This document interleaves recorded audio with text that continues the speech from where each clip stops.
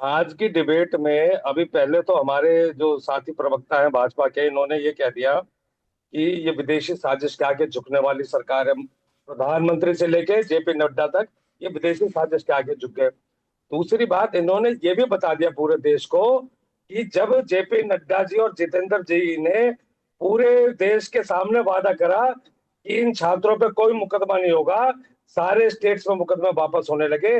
अब इनका ये कहना है कि नहीं जी मुकदमे होंगे, तो इन्होंने ये पूरे देश को बता दिया दोनों मंत्री एक नंबर के झूठे हैं। ये इनका ही कहना है भाजपा प्रवक्ता का। तो सभी दर्शक भाजपा का चाल चरित्र और चेहरा जरा ध्यान से देखें। अब आगे मैं आपको बताता हूँ कि जो ये आंदोलन जिस तरीके से हुआ, और राजनाथ जी के जो शब्दों में अहंकार था कि ये वो सरकार नहीं है जो इस्तीफा दे, तो अभी इन बच्चों ने इनको ये दिखा दिया कि ना तो आप हमारे पीछे ईडी सीबीआई लगा सकते हो, ना हमें धर्म के आधार पर बांट सकते हो, ना आप हमको वैसे रोक पाओगे, हम आपके डंडों से नहीं डर रहे। और एक मंत्री को, धर्मेंद्र प्रधान जैसे मंत्री को, 1 मिनट में इसलिए उखाड़ फेंका कि अगर 2 दिन की और देरी होती तो शायद नरेंद्र मोदी जी को इस्तीफा देना पड़ता। तो देश ने देख लिया है कि कितने कमजोर लोग हैं। अब जब ये विदेशी साजिश के आगे इनके हिसाब से झुक जाते, तो क्या अपने देश वाले जब चाहेंगे जगह जगह प्रदर्शन करेंगे, तो मोदी जी क्या देशवासियों की बात नहीं सुनेंगे? मुझे तो लगता है कि देशवासी वासियों की बात सुनेंगे और बिल्कुल इस्तीफा देंगे। तो ये एक बहुत बड़ी जीत है। इसने विपक्ष को भी एक बात ये बताई है कि अगर आप एकजुट रहेंगे और जो जनमानस के लिए उनके मन में जो इस सरकार के लिए जो भावनाएं हैं, उसकी भी रील्स खूब फैली है।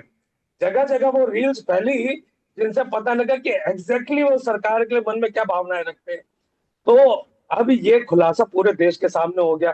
अच्छा, जो इनका एक जो आईटी सेल होता था, जो उनके गालीबाज थे, वो भी ठंडे पड़ गए क्योंकि उनको भी फेल कर दिया इन्होंने। तो पूरे देश में एक माहौल बना था सोशल मीडिया पे, आप कुछ पोस्ट करो तो संजय भाजपा ट्रोल जो है वो तुरंत गाली देते हुए आ जाते थे। तो आज उनका उनकी भी जन जी ने जबान बंद करा दी है। तो देश जो है ये उसके लिए बहुत महत्वपूर्ण पड़ा होता है ये आंदोलन। और आगे अब स्थिति ऐसी है कि अगर ये फिर से जैसा अभी इन्होंने प्रूव करा कि दोनों मंत्री झूठे थे, और अगर ये झूठे ही प्रूव रहे अगले 2 दिन में दोबारा वहां प्रोटेस्ट शुरू होगा और इस बार इनके काबू में भी नहीं रहेगा। जी। चलिए मृगेन जी के पास चलते हैं। मृगेन जी, 12 सालों से बीजेपी सत्ता में है केंद्र की। मध्य प्रदेश भोपाल की जहां की बात कर रहा था, 2005 से ही आपकी सरकार है। अगर कमलनाथ के 1.5 साल के कार्यकाल को छोड़ दें तो यूपी है, यूपी में भी आप 9 साल से सत्ता में है, 9.5 साल से। देश के कई सारे बड़े जी राज्यों में, गुजरात में तो खैर 1995 से ही सत्ता चली आ रही है। जी उत्तराखंड में 9 सालों से हैं। कई ऐसे राज्यों जी। में लगातार सत्ता में बने रहे हैं। क्या आपको लगता है, हम्म। ईमानदारी से जवाब दीजिएगा, थोड़ा बहुत जन विरोधी लहर अब आपके खिलाफ खड़ी हो रही है और आपसे चीजें थोड़ी बहुत दे- संभल नहीं रही अब, जैसे पहले संभाल लेते थे? देखिए, चीजें सारी चल रही है। ये आम आदमी पार्टी, बी पार्टी, सीजेपी जो है, ये प्रोपगेंडा था इनका, ठीक है। और मैंने फिर आपको बताया है कि सरकार ने 2024 में भी कानून बनाया था और फिर कानून बना रही फिर है। 26 बंगाल में हमने लीक कैसे हो जीता गया है। पेपर, कानून बना था तो? देखिए, ऐसा है, ऑफिशियल की मिस्टेक रही है, उनको सजा मिलेगी और सरकार और कड़े कदम उठाएगी कि वहां पर मल्टी लेयर जो है सिक्योरिटी सिस्टम लगाया जाएगा ताकि भविष्य में ऐसी समस्या ना आए। टेक्नोलॉजी का ज्यादा इस्तेमाल किया जाएगा। प्रधानमंत्री जी ने वीडियो एक रील में भी कहा है कि भाई अब टेक्नोलॉजी का जो है, नंदन नीलकंठी जी को तभी लगाया गया है ना कि टेक्नोलॉजी का यूज किया जाएगा ताकि पेपर वर्क का जो है संभावना ही ना रहे, जिससे जो है लीक की संभावना खत्म हो जाए। पंजाब में भी पेपर लीक हुआ है अभी, ठीक है। कांग्रेस शासन में बहुत पेपर लीक हुए, इन्होंने तो कानून भी नहीं बनाया। इस्तीफे की तो बात छोड़िए, ठीक है। सपा के मंत्री तो ये कहते हैं तनख्वाहिया है, जूते साफ करवाएंगे। तो इनकी मेंटेलिटी है, ये माफियाओं को खड़ा करते हैं। भाई साहब अभी कह रहे थे हिंदू मुस्लिम, समाजवादी पार्टी और कांग्रेस से बड़ा धर्म की राजनीति करने वाला कोई नहीं है। मुस्लिम अपीसमेंट के दम पर और हिंदुओं को जाति पाति बांटकर ही राजनीति करी है हमारी पार्टी। 140 करोड़ जो है भारतवासियों की हमेशा बात करती है। रही बात दूसरी, बंगाल का इलेक्शन में भी जीता है, आप रिजल्ट देख रहे हैं। यूपी में हम जीत के आएंगे और पंजाब में भी हम जीत दर्ज करने वाले हैं। ये जो इनके अंदर घबराहट पैदा हो रही है ना कि अगले साल दोबारा से इनके हाथ से इलेक्शन निकलने वाला है, यूपी के अंदर भी और पंजाब में। आम आदमी पार्टी जैसे दिल्ली से भगाई गई है ना, वैसे जब पंजाब से उसको भगाया, उसको भागने का यूपी में वहां की आपका आत्मविश्वास इतना बढ़ा हुआ क्यों है? 24 में तो आपको झटका लगा था, 33 सीटों पर आ गए थे। देखिए, ऐसा है, वो अलग बात है, परंतु विश्वास हमारा पूरा है, जनता हमारा पूरा साथ देगी।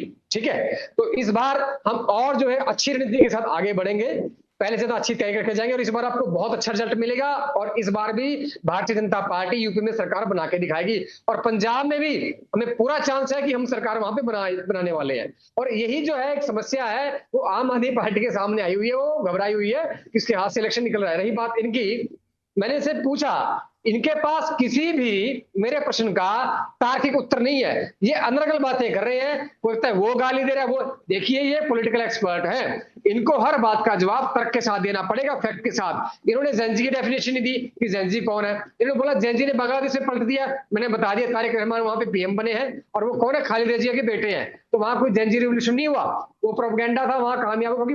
बांग्लादेश जो इतना मजबूत नहीं है, भारत सुरक्षा के लिहाज से, भारत जो है वैश्विक जो संबंधों के लिहाज से एक सुपर पावर है। मैं आपको बता रहा हूं, एक परमाणु शक्ति है, यहां पर तख्ता पलट करना असंभव है। और ये सरकार जनता की चुनी हुई सरकार है और हमारा ग्राफ जनता के बीच में हमेशा अभी भी बढ़ रहा है। बंगाल में असंभव था, ममता बनर्जी के साम्राज्य को नष्ट करना असंभव था, वहां पर हमने सरकार बनाई। अब हम पंजाब में भी सरकार बना के दिखाएंगे और आम आदमी पार्टी वहां से भी जो है हार के बाहर निकलेगी। तो ये जो मनगढ़ंत बातें चल रही है ना, ये अपने मन से ख्याल निकाल दे, ऐसा कुछ नहीं होने वाला। रही बात दूसरी, हमारे प्रधानमंत्री देश के लिए बहुत सीरियस है, समाज की सेवा करने वाले हैं। ठीक है, वो राहुल गांधी जी की तरह नहीं है कि जो मन में आया कह दी, जिसको चाह रख लिया। वहां पर डेमोक्रेसी के हिसाब से काम होता है और हमारे जो मंत्री झुके हैं वो हमारे बच्चों के सामने झुके हैं, हमारी जनता के सामने झुके। लेकिन जनता ही सरकार को चुनती है, जब अगला इलेक्शन होगा तब भी जनता ने सरकार को चुनना है। तो जनता से हारना क्या हारना, जनता तो जनार्दन है, जनता तो भगवान है, वो जिसको चाहे बैठा दे, जिसको चाहे उठा दे। पर ऐसा नहीं है जो इन्होंने फैब्रिकेटेड बोला है ना, गलतफहमी जो पाल रखी है, ऐसी कोई गलतफहमी ना पाले। भाजपा जो सरकार बनाएगी, बीजेपी भी बनाएगी और पंजाब में बनाएगी, देख ले जी। चलिए एक आखिरी टिप्पणी लेते हैं शेखर जी से। जी शेखर जी। देखिए, ये जो बात कह रहे थे ये नए कानून के और 2024 का, जब आपने क्वेश्चन पूछा, पिछली बार भी एक हाई पावर कमेटी बनी रंगनाथन जी के नेतृत्व में, 101 रिकमेंडेशन दी, लेकिन एक भी फॉलो नहीं किया गया। इस बार भी कमेटी बनाई है, रिकमेंडेशन आएगी, फॉलो नहीं होगा। पिछली बार का भी जैसा वो संजीव मुखिया जो आरोपी था, 45 में से 44 लोगों की बेल हो चुकी है और अब उस पेपर लीक किसने किया ये अब तक नहीं पता। दूसरी बात, ये जो पंजाब की बात करते, पंजाब में हम सरकार बनाएंगे, इनके 2 एमएलए हैं, पर वो चढ़ावा चोरी की वजह से, जो अयोध्या वाला, उसकी वजह से 7 इनके पास वो आ गए, क्या कहते हैं, राज्यसभा सीट। 2 एमएलए वाली पार्टी पंजाब में 7 राज्यसभा सांसद लेकर बैठी है, क्योंकि चढ़ावा चोरी का पैसा तो इनके पास आया हुआ। तो देखिए पूरा देश इनके जो बातें इनके पास अकाउंट डिटेल है सबकी, शेखर जी पैसा कैसे पहुंचा, हाथों की बंदूकें चलाते रहते हैं जी। तो मेरा ये कहना है, नॉन फैक्चुअल बातें करते हैं शेखर जी।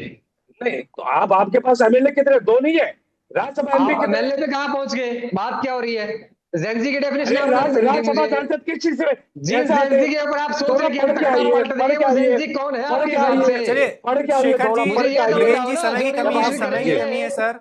देश की सरकार को नष्ट करेंगे, वो जेंजी कौन है आपके हिसाब से, मुझे ये तो बता दीजिए। देश की सरकार तो ये अपने आप जा रही है, ये अपने आप जा रही है। पहले भी आपकी सरकार बनी थी, उसके बाद इस गलतफहमी में मत रहना, सरकार बढ़ती जा रही है, हमारा जो ग्राफ है बढ़ता ही जा रहा है, वो और बढ़ेगा। राम जी का श्राप मिल रहा है अब चढ़ावा चोरी की वजह से। राम मंदिर को बनाने वाले हम ही हैं। आप लोग तो कहते हैं राम तो थे ही नहीं भारत में। अरे आप चढ़ावा चोरी करने वाले, राम थे नहीं भारत में, वो लोग हैं जिन्होंने हिंदू कारसेवकों पे गोलियां चलवाई। मोदी जी लेकर आए थे राम मंदिर के खिलाफ, बाबरी मस्जिद के हक में केस लड़ने वाले लोग हैं। बात करते हैं अब हमको रामचंद्र जी याद आ गए। अरे क्या बात कर रहे हैं, इतना बड़ा दोगलापन प्रदेश में रातों रात पलट गए जब देखा देश का हिंदू जाग रहा है। अरे भाई साहब, हम तो चाहते हैं आप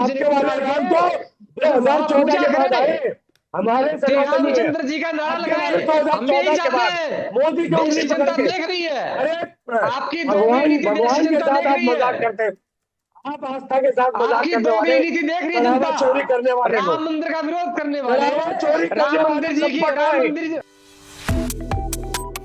Subscribe to One India and never miss an update. Download the One India app now.